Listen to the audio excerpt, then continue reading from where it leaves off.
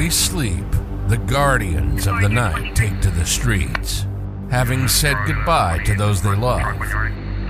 Each other knowing they may never say these words again, they face the evil that we run from. They dedicate their lives to those that would hate them because they wear the badge. They wear the badge not for the glory or recognition, but because they were born to honor the thin blue line. This is the LEO First Podcast. We'll talk to the men and women in law enforcement, those that have retired, and anyone who's impacted by law enforcement. We'll peel back the curtain, and you'll get the real stories. The good, the bad, and the ugly. Every law enforcement officer has a story to tell. Get ready to hear from the men and women who put their lives on the line every day for their communities and their country. Welcome to the LEO First Podcast. Now, here's your host, Michael Laidler.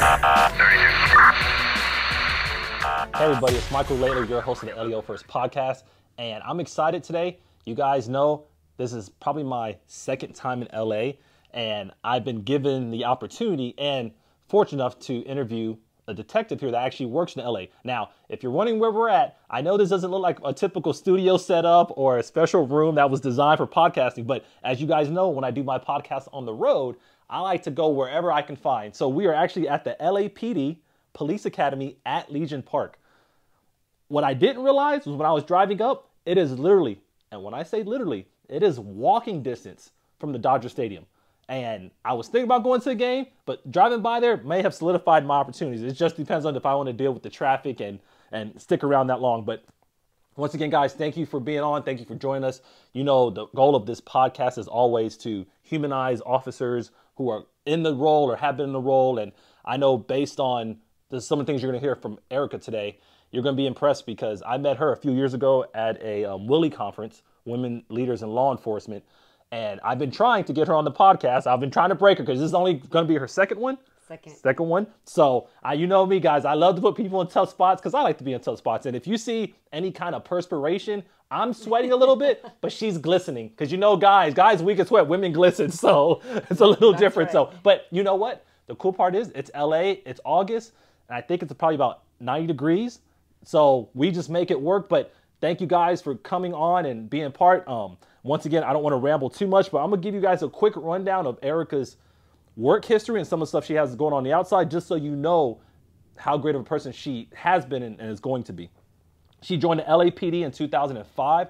Same year I joined. I joined in January at 19. So I know 2005 was a good year for a lot of people, so That worked out perfectly. Some of the roles she has occupied, she's been a prostitution enforcement officer. She's been in Vice. She's been in the Citywide Human Trafficking Unit. She's been in Violent Crime Task Force. Now she was also a senior lead officer. And now since 2019, she's been a detective at the Major Assault Crimes. So needless to say, she's done a lot. And in a department that has nearly 18,000 officers or personnel, it's good to see that you actually moved around already a lot versus just staying in one position. Because, you know, the more you move around, the more you have a more open perspective of law enforcement and your agency. So some of the other things she did, she's currently the Sergeant at Arms for the Los Angeles Women's Police Officers and Associates. She's a board member of Corner Now.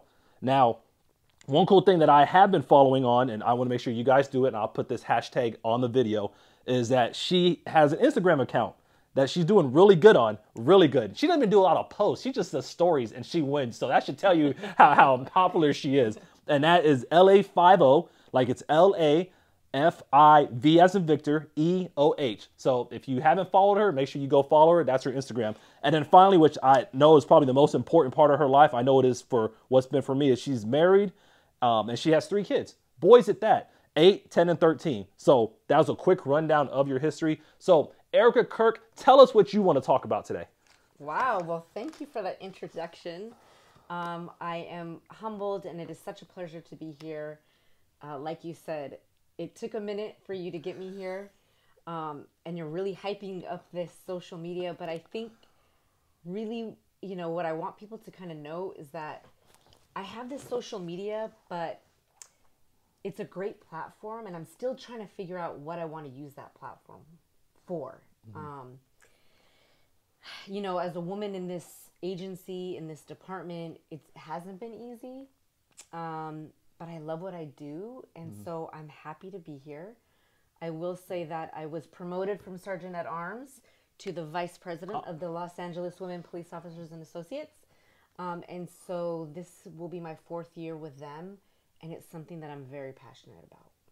So it's crazy. I'm going to go back to the woman in law enforcement, because I know one thing that I learned when I came back here in 2022 to the Willie Conference was the 30 by 30 initiative. Yes. And if you don't know what that is, that's an initiative designed to have 30% of women in the law enforcement industry in this role by 2030. And you've been in the role since 2005, so obviously you're well ahead of that number. All the you've done a lot already. Like, how has some of that like impacted your family life? So it's difficult, especially with 3 boys. I knew early on that I wanted a family. And in the beginning of my career, I had no fear. I was like, let's get this. I was an undercover prostitute. I was out on the streets, and I loved it. And it wasn't until I had my first baby that it kind of changed my mindset. So that fear set in. But I knew that I still had to provide. So I had to still put on that uniform, put on that badge, go to work every day, but still come home to my family. I knew that promoting within the department may not be as difficult as other agencies because we do have so many people in this department. But I had to really, I had to work for it. My initial goal coming on the department was I wanted to be a detective. You know, us women, we feel like we can figure everything out. So, no. I was young, and I'm like, oh, I want to be a detective. And someone said, well, just join LAPD. Well, 15 years later, it took to become a detective. And so through all of that, it was all this hard work and studying and test taking. And I ultimately got there. So here I am. And you did this while raising children. One of the things that we talked about in our pre-event, we had another woman here who just got back off of maternity leave. Or she's probably not really back, but she's back to work. Yes. How has it been? Because that's one of the things that I know, at least I personally have not experienced, because I'm not a woman. I'm a male through and through. Like, there's no changes. I'm a male. Thank you for that clarification. Yeah, I clarified because, state of California, I just got to make sure we're on the same page. But being a woman, raising kids, it's a whole nother level of like adversity you have to come over. So like if there's a woman watching, or there's somebody's wife watching, or there's somebody that just like, they're like, man, I don't know if I can do this in the industry. Like, what are some of the things that you were successfully able to implement as a woman police officer trying to raise your boys in this environment? So for me, I feel like it was the circle of people that I had around me. Okay. And, they say it takes a village. I certainly could not have done this alone. And I learned that early in my career, I needed those people. And I think one of the things that I want other women and people to know is that you're not alone. So many times you feel like nobody understands what I'm going through. I'm working late night. I'm nursing a brand new baby. I have to be up for work at this time. Who's going to watch my baby? It's a lot on your plate. And so what I learned early on is that when you create a network of people to support you and to empower you, that it really helps get you through those hard times. And I was fortunate enough to stumble upon LAPOA, the Los Angeles Women Police Officers and Associates. Which are doing good things. Yeah, from what I can see. I'm like, I live in Texas, and I can see the quality of work that they're putting out. Right. And we're here to empower, uplift, and support other women that feel like they're in that same position of how am I going to come out of this? And so I really have to attribute my success to my family and to the friends that have become family on this department, my partners, my great friends, because this has become my livelihood. And so without them, I wouldn't have been able to get to where I'm at. Yeah, and you shouldn't try to separate the two, because in an industry that's so tough, our brains really don't work like that. Like I know early on in 2005 when I started, it was like, okay, leave work at work and leave home at home. That's not reality. Like, your brain doesn't really have an off and on switch like people say. Now we're starting to see through different studies and higher suicide rates and depression and PTSD that when we told people that, we were actually wrong. But now we're realizing, like you said, you build a community around you, get your tribe, you get your inner circle. And when they're in place, that's what's helping you overcome, because you're going to have, with or without kids, you're going to have bad days at work. Absolutely. Like, and when you come home, anybody that has kids right now, if you're watching, you know they're at 150 no matter what you have going on. Like, they don't care if you saw 3 dead bodies. They don't care if you got in a foot pursuit and blew your knee out. They don't care if you've been sitting in sweat and traffic patrol all day. They don't care. They just know mom's home, dad's home. Let's go all in. I've been waiting for you to tell you about what I did at school. I want to go to the park. I got this going on. So, like you said, I think it's very good to have that community. So, to add to that, you mentioned something before, and I don't know the answer to this, so this is going to be a surprise for me. You said you had a story you wanted somebody to know about you. So what does that look like? So in 2017, I was in the middle of one of the nation's largest mass shooting in Las Vegas, Route 91. I was celebrating my wedding anniversary, and shots start ringing down.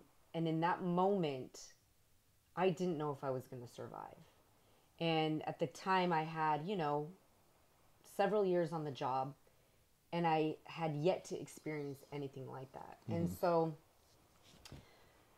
through that, it took a lot to overcome, because you're so used to running into the fire. Correct. And during this moment, I had to run for my life, and I had my kids on my mind. How am I going to come out of this? But it wasn't until everything was said and done that the real healing and grieving took place. And so shortly after, my husband was involved in an officer-involved shooting at work. So coupled with the mass shooting, coupled with this incident, it was a struggle for me. I felt like I wasn't able to do my job at work anymore. I was scared of the sound of gunfire, and it took an absolute mental toll on me. And to be honest, I didn't know how I was going to come out of it. And so I really had to take a look at my life, where I was at, my children, and I had to pull myself out, because if I wanted to be successful in this career, and if I wanted to survive for my family, I had to pull myself out of that black hole.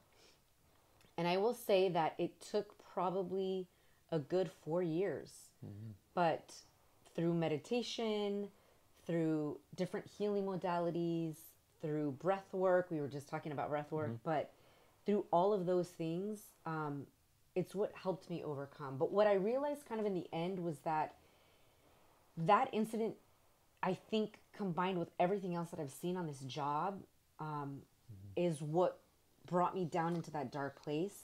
And if I didn't have that circle surrounding me and the family and the friends to pull me out, I don't think that I would have survived. I think I would have had a mental breakdown.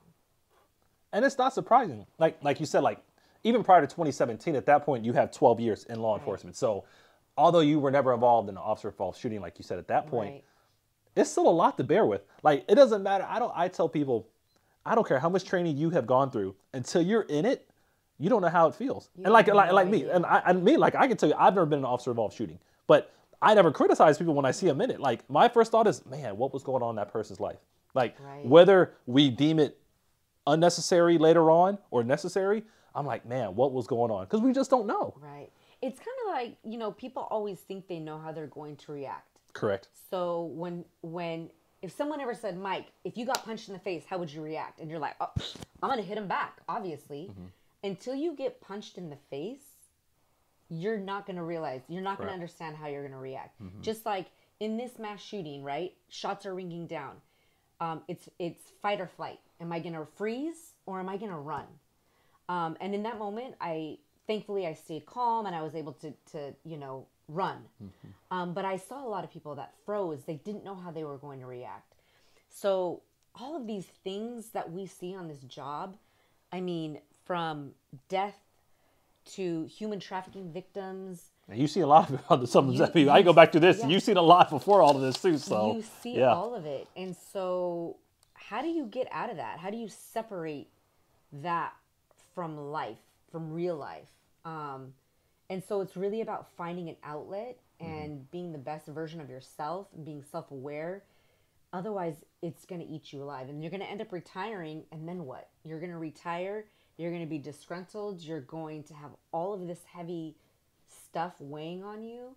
And instead of being, I look at it like I'm thankful for what I have and the lessons that I've learned because I'm able to be appreciative for what I was taught. So. Yeah. And it's even going back to that year, just thinking about your family situation. Like 1 year celebrating an anniversary, but I want people to calculate the numbers at that time. And I've been trying to calculate it in my head. So if I'm wrong, let me know. You had a 1-year-old, a 3-year-old, and a 6-year-old. Yes. That you had on the back of your mind as well. Right. So not is it just about your safety and your spouse's safety, but now it's like you said, I got 3 more people that I have to worry about because if I'm not around, I might have a family, but they need their parents. Right. And now you're trying to get through something. I had a lot of survivor's guilt. And I think in law enforcement, naturally, we're, have that mindset that we're out to help people, right? So when you're in the middle of something like that and you're not able to save somebody and you see people literally falling from gunfire and you can't save them, I had a lot of survivor's guilt. And so in the back of my mind, I'm like, well, I had to come out of this because I have these 3 babies that I have to take care of. But yet I'm still trying to grieve the loss of all of these lives that I couldn't save. And it's like, how do you overcome that? Like, that is so heavy. It's almost like you're at work, there's a hostage situation and you can't save that victim. Are you going to carry that with you for the duration of your career? It's like, how do you get past that? And I can't be the only one. Oh, yeah, no. And so that's where I feel like you're not alone. There are support groups. There are people out there that are on your side that understand what you're going through. As a woman on this job, sometimes you feel alone. You come back from maternity leave and you don't fit in your regular clothes or your uniform and you're expected to perform. And it takes a toll on you mentally. So it's a lot. It is. No, and you're talking about men. So I just get worried about when I come back from vacation fitting in my clothes. Right after you've eaten everything under the sun. Shoot, you done sent me to this place, and I hope the video sees this. She told me about this place called Guisados, and yes, I know how to say. I lived in Texas. I didn't say Guisados. I said Guisados. And I'm thinking about how I'm going to feel how to fit back in my clothes afterwards. But needs to say, like, going back to, like, for the maternity side, like, you don't know how you're going to fit. And in this room, obviously, you all can't see it right now, but there's clothing, which I've never seen before, for women who are on or coming off of maternity leave, and it gives them uniform alternates, which is amazing. I've never seen a room like this. Right. We have a program where you can come in and get fitted for a uniform, take it to the tailor when you're expecting, and we don't discriminate. So if we have a member that's a guy and they're overweight or they've lost weight, it's expensive to have a uniform tailor. Oh, it is, yes. So we offer that for the women. I have this funny story. I was on maternity leave. It was with my first baby, and I came back to work, and at the time, I was only allowed to take 3 months off. So I come back to work, and I had gained 65 pounds during my pregnancy, okay? So I'm expected to wear, it was a training that we had where we had to wear plain clothes, jeans. Well, none of my jeans fit. 65 pounds, yeah. Yes, you can't fit in. There's 65 pounds, you're not fitting back. I couldn't wear leggings. Correct. So I'm like, what am I going to do? So I put on my maternity jeans because I didn't have anything else that fit. And I go to this training, and it's all these SWAT Metro guys. Metro is our version of SWAT. Yeah. And we're doing this like victim rescue, officer rescue. And they're like, okay, Erika, you go be the victim. And we're going to lift you up by your belt loops. And we're going to put you in a car and take you to the hospital, right? It's a training activity. Well, I don't have belt loops because I'm wearing maternity pads. Yeah. Okay. So here I am, like one of the only females in this training, and I sit down and I'm thinking, oh God, what's going to happen? They go to pick me up by my belt loops, and I don't have any belt loops. And someone says, oh, she's wearing preggy pants in the middle of this training. And I was mortified. devastated, right? And everyone's laughing and they think it's so funny. And I get in the car to go home that day and I'm like, I gotta lose weight. How am I gonna get back into my uniform? But at that moment I felt so alone. I felt like no one understands what I'm going through.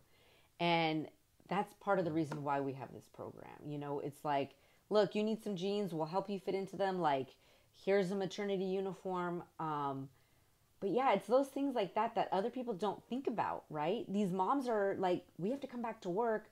We're still, you know, postpartum. Correct. How are we supposed to just come into this capacity of being a cop again when all you can think about is losing the weight, nursing your baby, and leaving your baby for the first time? So I'm super grateful that I'm part of an organization like La Poa that can help facilitate, you know, the uplifting of women in that capacity. So yeah, and it's cool to hear that because, like I said, in my 20 years in law enforcement, I've never really heard of that, like having these options. And that doesn't mean nobody else has it. I wouldn't be surprised if Chicago or the Sheriff's Department or NYPD, if they had it. I just hadn't seen it. But when I saw it, I was like, man, there's a lot of uniforms up there. And then when you all started explaining and the woman came in, I was like, oh, this is what it is. She's exchanging uniforms. So, but it's one of those things that when you're not, for example, like a guy, I'm not pregnant, so how would I know? But Right. but then that's just that one extra stress, a whole other stress level that you're adding to already being in this industry. But you're right. It's good to know that, like, anybody watching, that they know they're not alone. Of course. And we put on a 3-day training. It's Advancing Women in Leadership. And it's not just about advancing us, you know, through the ranks, but it's about empowering each other. And so, Sticking together. right. And Yeah. one of the biggest things and the issues that I think that we have, believe it or not, is that women are against other women. So they come on this job thinking like, Men, we stay out of this one. We got to stay Right. out of this. We got to stay out of this pocket. yes. And so that's why I love being part of this group, is because I want to show other women that we're in this together. This is all we've got. We've got to stick through it. And in the beginning of the training, I tell everybody, you know, I know all of you don't know each other, but at the end of the day, like, you're going to be my friend because everyone's my friend. When I leave, I'm like, oh, now we're friends. We're best friends. Yeah. Because it goes back to that tribe, that network of people to get you through life and get you through this career successfully. So, And it's tough. It's just tough It's naturally. hard. Yeah. I mean, it's just hard. yeah. You know, it's like you want to set all these boundaries with people, right? And I'm self-awareness, and I have to put myself first, and I got to fill up my cup before I can fill up anyone else's. But you set all these boundaries, and then you let people cross them. And so it's almost like you've got to set that boundary and stick to it, so that people aren't taking advantage of you. And that, I think, has been one of my things throughout this department, is that I'm really nice, but don't mistake my kindness for weakness. Correct. You know? And so again, it's just part of why I love being a part of this group. And so I would love to hear what other people think and what they want more of, because like I said, I have this platform and I'm still like, what do I do with this? I'm I feel happy like, you said. I'm happy you know? said that, because what we're gonna do now, Mark, you guys, or women, whoever's on right now, what I've been doing and what I'm starting to do is Instagram lives. Oh, okay. So I like it. what I'm thinking is we can both go on Instagram Live. I'll poll some questions ahead of time, and then we can put it out to both of our groups. And then whoever wants to come in, that could be a direct source. I love that. And then that way it'll pull people in, and then we're not guessing as much. And then obviously, like I did one with a guy named Chris Martinez and Michael Morgan the other night, and we had people coming in. They were asking questions, like talk about like PTSD, mental wellness, like how did they get through it. So I think just having you on, and you know, like you said, your platform is good, and you have people that are probably, they want to say a question, but they're probably like, I don't really know how to reach out to her. Right. So the Instagram Live, I think it will open the door for that. Because we talk about social media, and we're not going to tell you our age, but we can tell you we understand the concept that social media is growing. Yes. I like to say I started in 2005. I came on when I was 15. yeah. Hey, well, I accept that. Hey, have y'all, whatever number y'all want to get. Yeah, 38. We're good with that. But no, Erika, you've been great. If people are looking for you, I know we talked about Instagram. Is there any other way, or is that the main way they can reach you? That's the main way. I'm there. I'm not anybody that's going to ignore you. If you have a question, if you want mentorship, if you need a resource, like, we have it. I have it. So I can put you in the direction or send you to somebody that I know that has a resource. Because again, it's working together to get through it. So yes, mostly my Instagram page. Okay, perfect. Yeah, and I think as I looked at it earlier today coming in, because I'm always trying to look at things ahead of time. I think you had about 20,000 followers at minimum right now. Yeah, something around there. Yeah, that's what I'm saying. So that's good. So obviously, like I said, she's reaching out, or you guys reach out. That's a great way to reach her. I mean, you just DM or send a message, and she'll get back to you. Any final words? You're not alone. You're not alone. You're in this with a group of people that are here to support you. So I'm here. I know you're there for people. So, set that boundary, but don't let anyone mistake your kindness for weakness. See, keep it simple. You are not alone. Don't overthink the process. And you may have heard other people say that, but we say similar things to let you know, like, you don't have to face this battle of law enforcement, life, marriage, kids, by yourself. There's people that's been through it, and if we've gotten this far in our lives, we want you to get to where you're at. Even if you're older or another generation, hey, you might be struggling. Statistically, it tends to be the older generations that are struggling with mental wellness because they have allowed an accumulation of incidents to happen without any family or resources. So you have two people that are willing to help you out. And even if you don't want to reach out to us, find somebody that you trust. Find somebody in your agency that is similar to you and someone that cares about you. Because what hurts some people, I think, is that they go to a person looking for help and that person's not really designed to help. And then that person says no, or they don't give them the help they're looking for, and then they get discouraged. Right. There's whole programs out here in this country.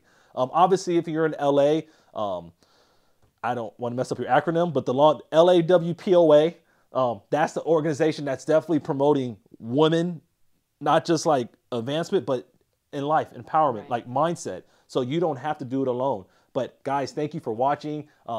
I think the sweat reversed on me because I was sweating when I started. Now I'm dried out. So you guys know that's kind of weird. It's weird to me too. I don't know if it just kind of went into my pores, but I enjoyed, Erika, you spending some time with us today and sharing some things that you've gone through, even though you thought maybe your story's not that important. Trust me, it is. Thank you. I can tell you people that watch it, I will get comments. You might get more comments than me. Just saying that, no, we wanted to hear that. And I don't want anybody to ever think you're alone. So guys, thank you. If you're not following her, make sure you are. If you like the podcast, which I know you will, if you don't, just act like you didn't see it. But if you do like it, make sure you share it. Make sure you let us know, because at some time in the future, since we already have her online saying that she's going to do an Instagram Live, we're going to have that set up as well. But it's going to be for the help of you all. Like you said, we want to open the door because we have seen too many brothers and sisters not making it through this career thinking they were alone, and then we're like, man, you could have just texted me or called me, or you could have just vented to me. You didn't have to take that road. So we're trying to prevent that, and we're trying to make sure you're happy down the road. We already have a hard enough time retaining staff. We don't want you to leave your agency because you felt like you weren't supported. So once again, guys, thank you. Make sure you follow us. Make sure you like it, share, do whatever you got to do. Let's promote it. But at the end of the day, guys, remember, it's about humanizing the badge and being together because you're not alone. Thank you for everything, guys. Y'all have a great day. You've been listening to the LEO First Podcast. Michael has been in law enforcement since 2005. He's worked for 3 law enforcement agencies in 3 different states. He's a professional speaker who travels the country teaching about leadership development and self-awareness. And he's the author of a book called Greatness Beyond the Badge: The 3 Key Principles for Self-Awareness. It's Michael's passion to bring law enforcement members' stories to the front, so you get the real and raw take. We hope you've enjoyed the show. Make sure to like, rate, and review. And we'll be back soon. But in the meantime, hook up with Michael on YouTube, Instagram, and LinkedIn at Michael Laidler, on Twitter at Michael A. Laidler, on Facebook at Michael Laidler Leadership. Send an email to michael@michaellaidler.com and hit the website at michaellaidler.com. See you next time on the LEO First Podcast. Like that, I'm going to be leaving a note. Find vehicle, advising,